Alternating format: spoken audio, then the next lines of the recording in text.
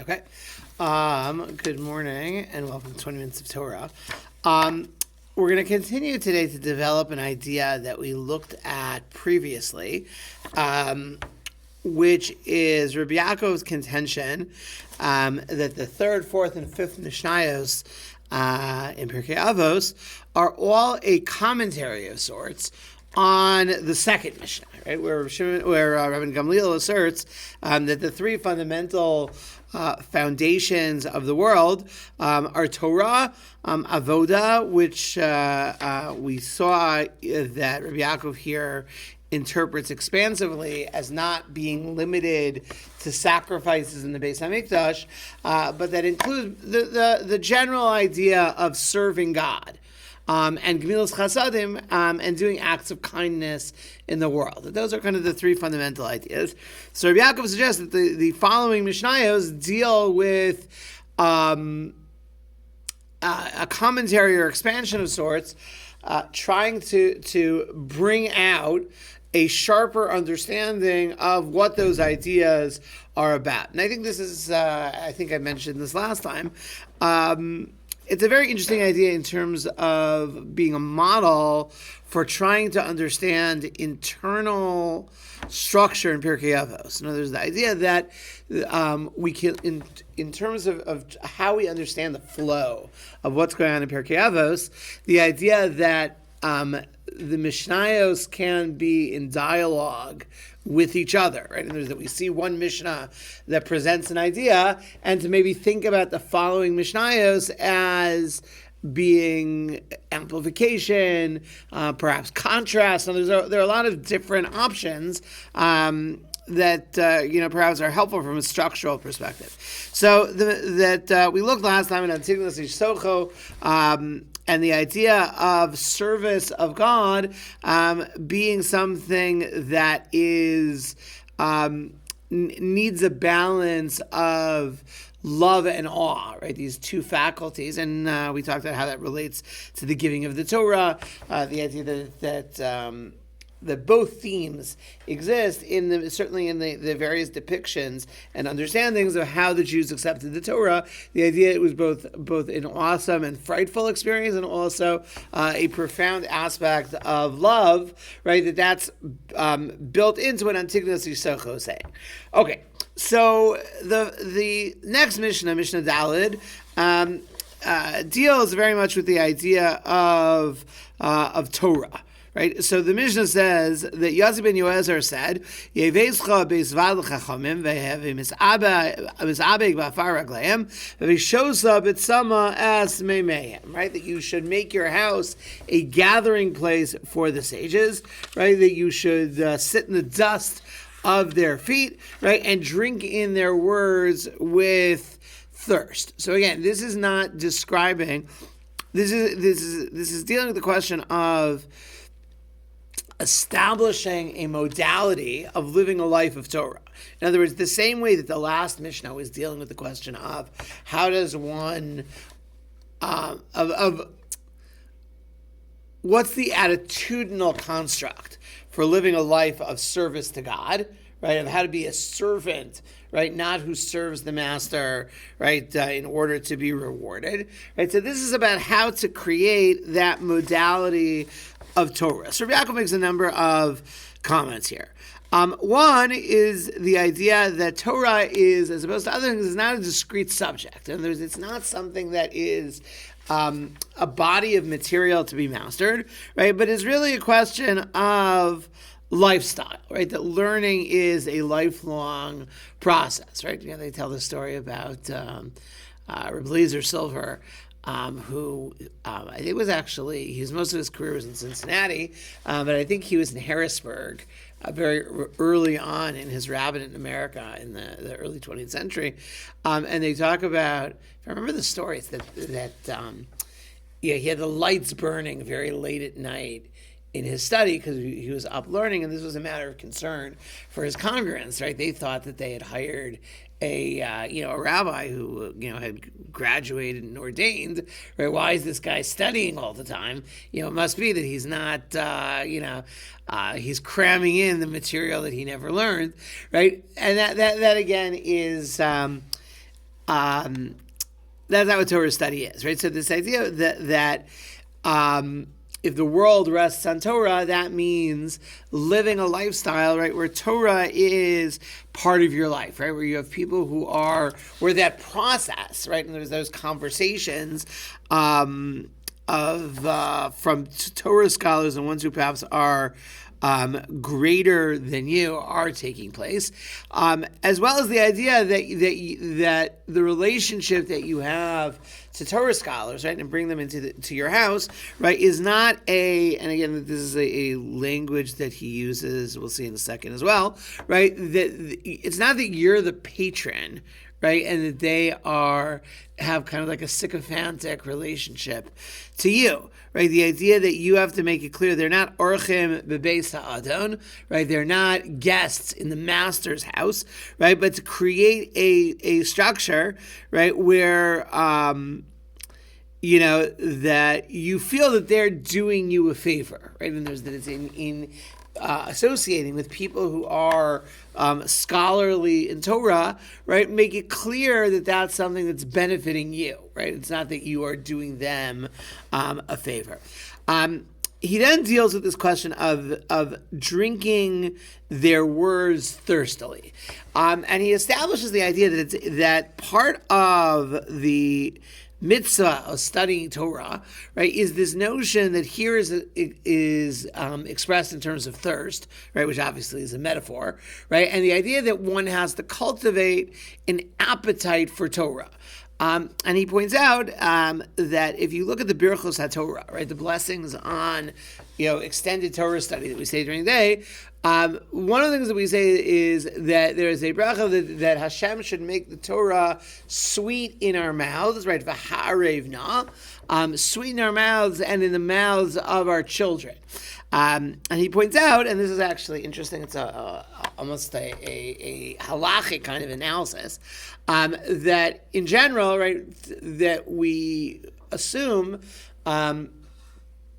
that the language of brachos that were instituted by the sages, right, is very specific, right, and that again at times that will be used as almost like a halachic proof text. In other words,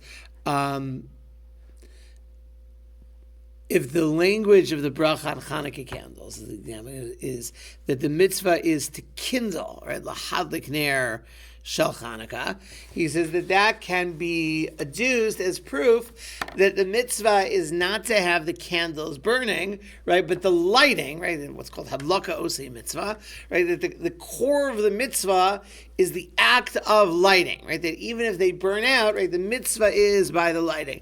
And we talk about this all the time, right, when it comes to brachos, is the mitzvah, and this is a matter of debate, is the mitzvah to hear the shofar, to blow the shofar, right, and there is that so he says, if that's the case, right, if we have this petition in Birchos HaTorah, right, that God should make the Torah sweet, right, that is proof that that's actually part of the structure, the ideal form of studying Torah, right? That studying Torah has to be, again, in Yiddish, right, they talk about learning with Geschmack, right, and that there has to be this sense of appetite, right, which is connected to, it's not just a question of, okay, I drag myself to, I don't know, to read the parsha, to go to a class, right, to do the daf, right, certainly discipline has to be a part of it also. That goes back to, the love and awe that we spoke about last time, right, but the bottom line is that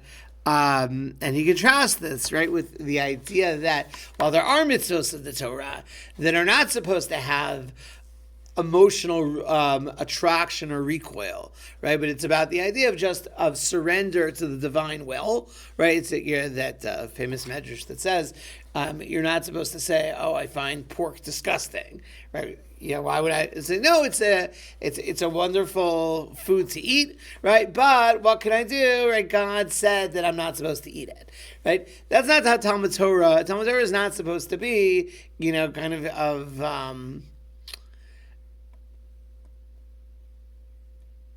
something which is an unpleasant kind of experience, right? Shosei b'tzama es divrayim, right? And there's the thirst the sweetness, whatever metaphor works for you, right? The idea that that is part of the gestalt of Torah, right? So that's the analysis that he presents of Mishnah Daled.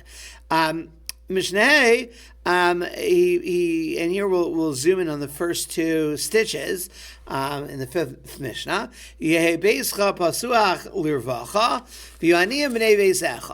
says your house should be open wide. Let the poor be members of your house. So first of all, and again, I'm just adding this. Yaakov does not mention this. Certainly, the notion that there is a structure, right, to these two Mishnayos, right? That they are organized in a certain kind of parallel fashion, right? That they're both talking about how you conduct your household, right? So one is you conduct your household as a place of the dissemination of Torah and what that looks like, right? And the other is that your house should be an open house, right, where all, and particularly the poor, feel welcome, right? So again, according to Rabbi Yaakov's analysis, right, that makes sense, right? And there's the fourth Mishnah is the Mishnah of Torah, right? And now we're up to the Mishnah of Gemilas Chasadim, right? And there's how do you create, again, not what are the discrete actions of doing kindness, but how do you create, let's call it a culture of doing kindness. And a home, right? And both are very much focused on kind of the culture of the home.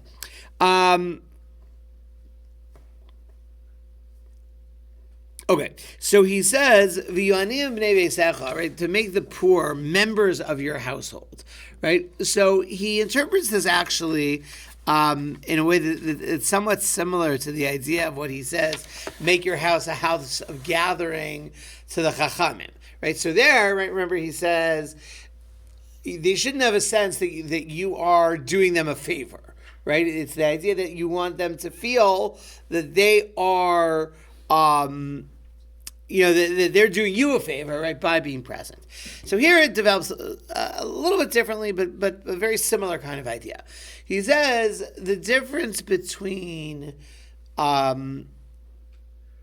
bringing someone needy into your home and a member of the household, right, is that being a member of a household does not include any sense of indebtedness, right? In other words, somebody who is in your family, right, they feel like the run of the house, right? There's like the food that's in the cabinet, right? It's not a question of like, I already took,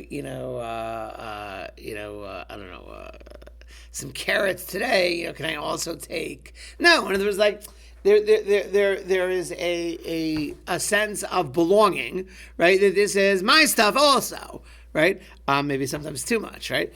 But he says that is the standard that Rabbi Yossi ben Yochanan is offering, right? When it comes to if you want the needy, right, to really feel comfortable, right, and really to do kind of the maximum chesed, right? The idea of that they feel a comfort level, right, that they are not that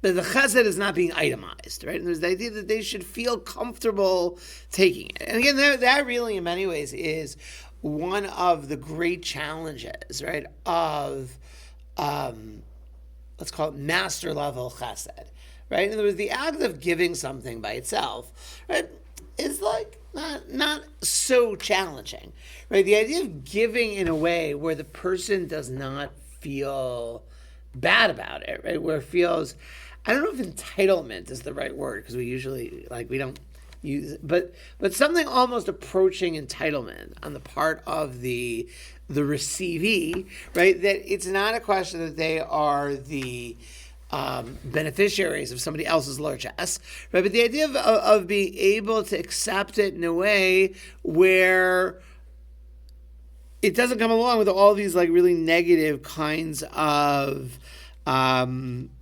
of feelings together.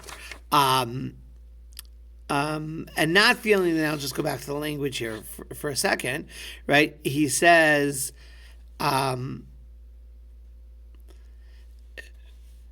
He says, "Ovna chesed who kemosha atos chesed b'nei veisecha." That the manner, right, of extending oneself should really be like the household. V'hainu shemagia lo vilahem beofen shaveh. Right, and there's the idea that there is almost like an equal, and again I'll go back to the word entitlement, an equal sense of access, right, without that being present, right? So.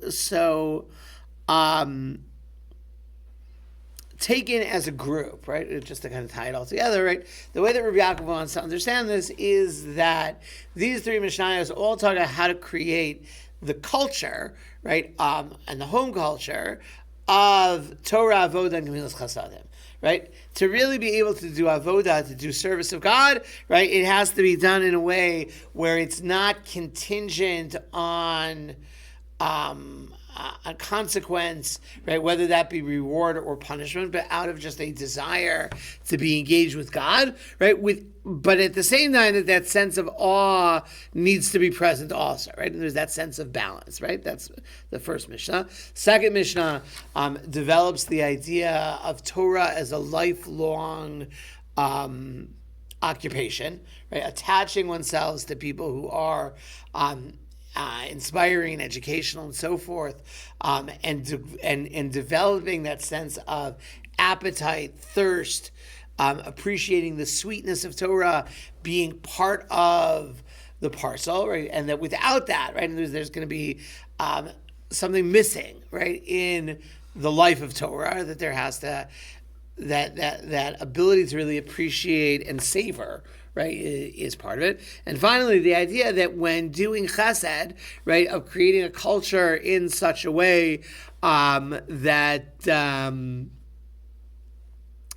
the beneficiaries, right, aren't shamed in the process, right? All these are kind of like the meta background ideas to how to elevate those fundamental pillars, right, of Jewish life, right? How to do them in an exemplary and ideal kind of way. And I would add, and one last idea, right? So the end of Mishnah Hay is often a very we'll leave it for next week. We'll come back to the end of Mishnah Hay, maybe say a word about that, and continue on. A wonderful day to everyone.